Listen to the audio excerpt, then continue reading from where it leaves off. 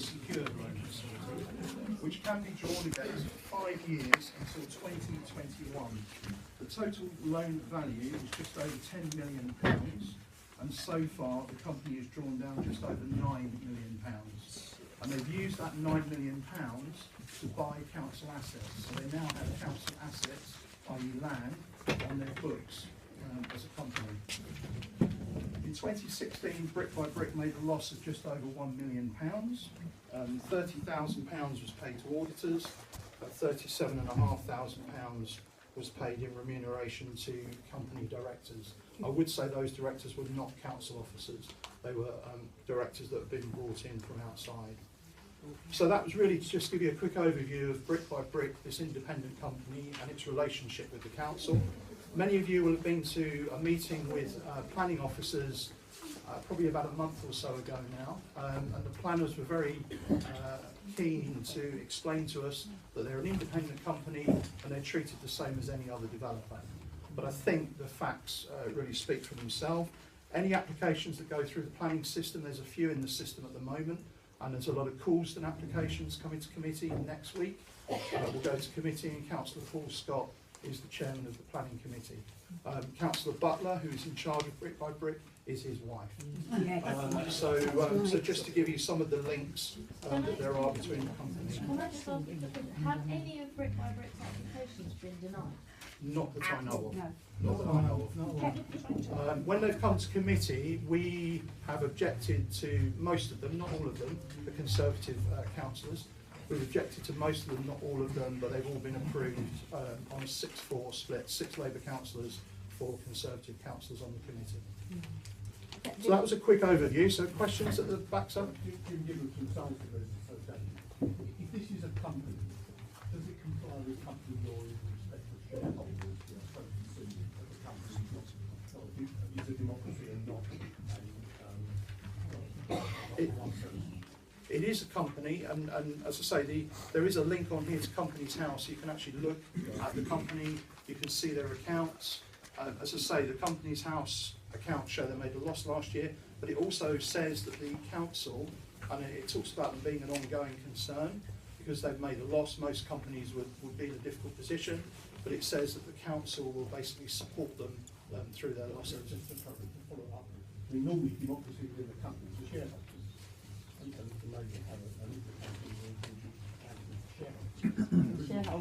The shareholder is the London Borough of Croydon. So there's one shareholder, and that shareholder is the London Borough of Croydon. Does that comply with company law? Yeah, because the council has set up a company to build houses, so it's owned by the council. I think the problem is the council have used all this speak about being an independent company, an independent development company, but it is a company owned wholly by the council to deliver houses on council land. So the accounts are there, they're shown as the shareholder. You'll see who the directors are, they're all listed, there are 5 directors in total, I believe. So yes, it's legal. It's also worth adding the point that the council, you might assume that this company is going to build almost entirely social housing, but actually it's not. Only 40% or so of what it builds is going to be. The rest is private housing for sale to fund the creation of social housing as part of the mix. It's not social, it's affordable. Sorry, it's affordable. Yes, you're quite right. It's quite a difference. Yes.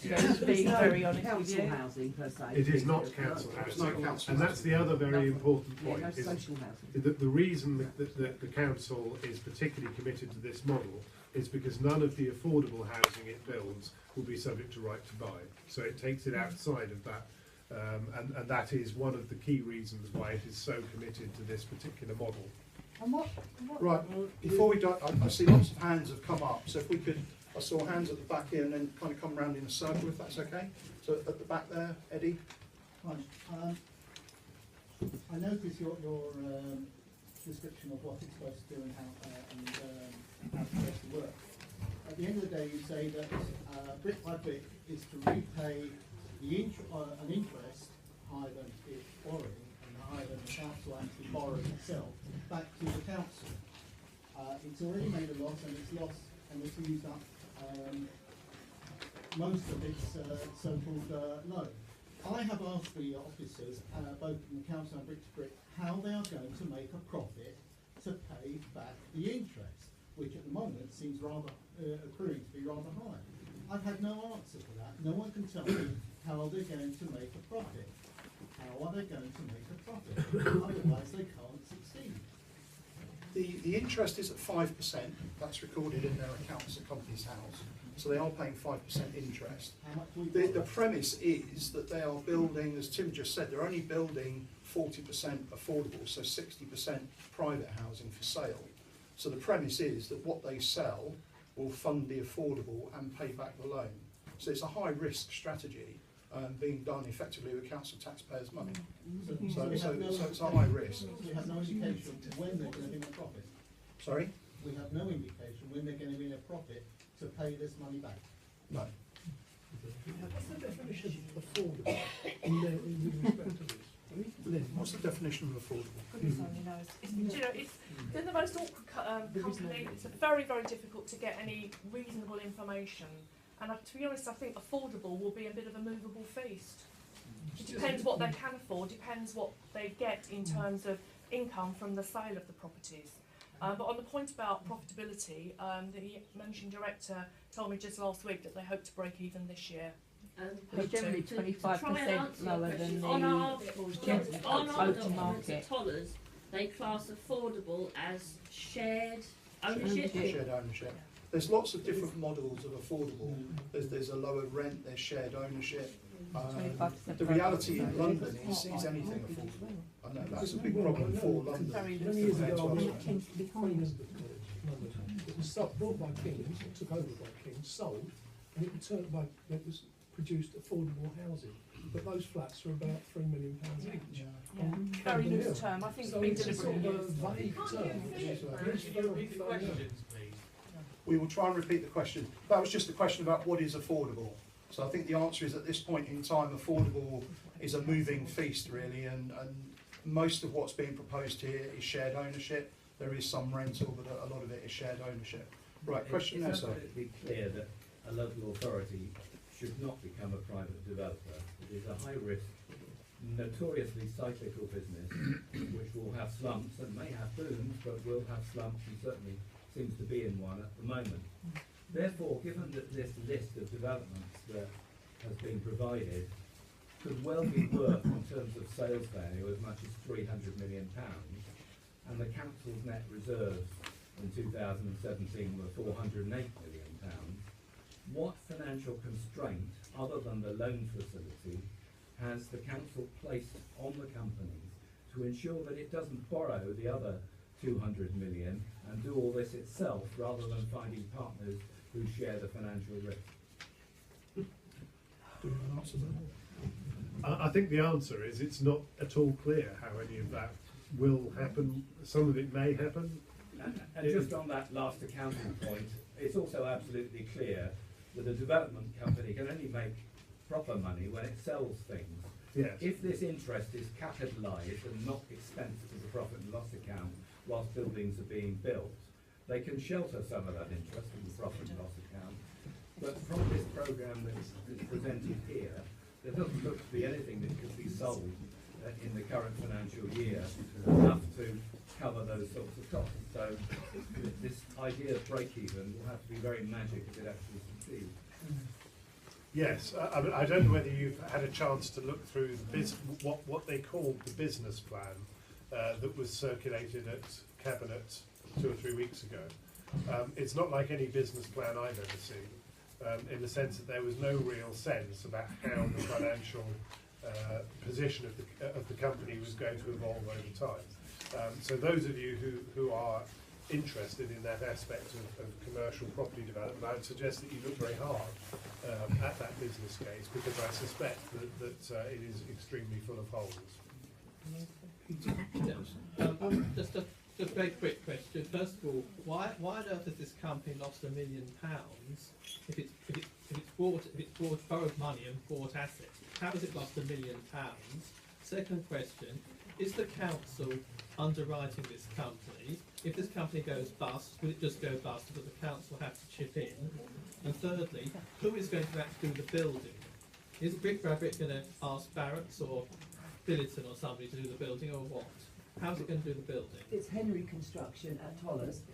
I think the building is going to be done by different contractors. I think different build. I mean, the reality is this development company is going to work with a proper development company to actually build the developments. Lots of different ones. So, yeah, my understanding is it will be different developers developing out different sites across the borough. So obviously Tollers here are aware of who's building their scheme out. Other people may be aware of who is on site near the scheme that affects them. So it's going to be different developers partnering with Brick by Brick to deliver the schemes, which means that those developers that are now coming in, also they're going to be making a profit on their part of the development. So the idea that Brick by Brick keeps all the profits for the council is ludicrous, because the council are using another developer to actually do the building at the end of the day. What about the loss and the liability to the council? The loss, I think the loss probably relates to interest in the first year, because they've drawn the loan down and they're paying interest. I think a lot of it relates to interest costs. That's 1 million on 9 million. Yeah, But what if the market collapses as well and these properties are not even hit anywhere they think it's going to? no, I'm just looking at the accounts to So see. is the council liable for any losses that Brick by Brick? Suppose Brick by Brick goes bankrupt. Is the council liable? It's What it limited says by in- guarantee, isn't it? Yeah, So- what it says in the accounts is that with regard to going concern, that the directors have a reasonable expectation that the company has adequate resources to continue in operational existence for the foreseeable future. In addition, the London Borough of Croydon have provided a letter of support confirming they will continue to provide finance to Brick by Brick Croydon up to September 2019. So at the moment, the council is saying they will support the company. Right. We don't know whether 1 million has been lost, because 5% interest on 10 million is nothing like 1 million. There's an Says issue. on there There's an getting issue. Auditors and Yeah. directors as well. There's an got issue to paid. do with VAT. There's an issue around VAT which is in the accounts, and it shows that there's an element of VAT due to HMRC, which I think is built into the losses. But I think you really need to look at the accounts to see the full details. It of says that. that we can claim VAT. Yeah, but it's probably it's in there. So I'm confused about the ownership of the land. One of the whole points about, this whole project is that Croydon Council own the land already that these developments are going to be on. So Brick by Brick have borrowed 10 million, and then they've spent 9 million on buying the land. But if Brick by Brick and Croydon Council are the same, who now actually owns the land? Because Croydon Council owns it anyway. So does Brick by Brick own the land? I mean, they've borrowed 10 million to spend 9 million to buy the land that Croydon Council already owns. you hit the nail on the head. That's the reality of what we're at. The problem with this, and we may be vague on some of our answers because we're being kept in the dark as opposition councillors, the same as residents in the community that are affected are being kept in the dark as well. So we may not have the answers to all the questions, and some of them are very technical questions, but we will answer as much as we can. But the reality is, Brick by Brick borrow the money from the council to buy the council's land and then to develop that land.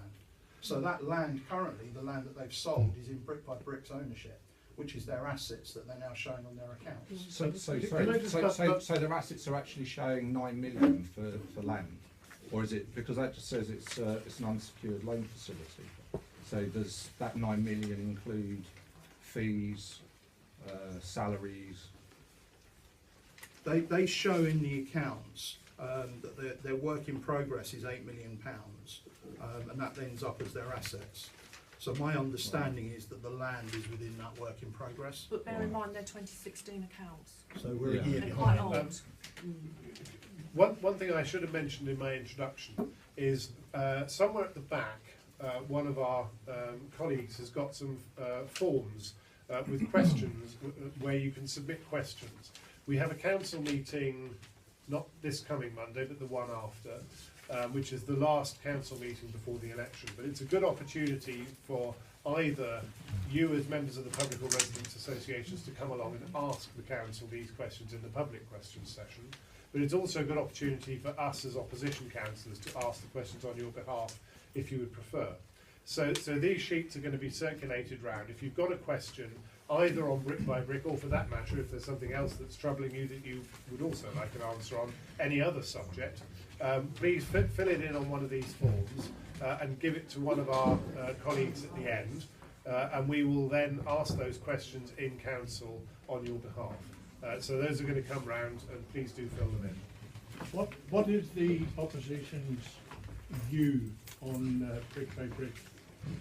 And assuming there may be a change at the forthcoming election, would it be?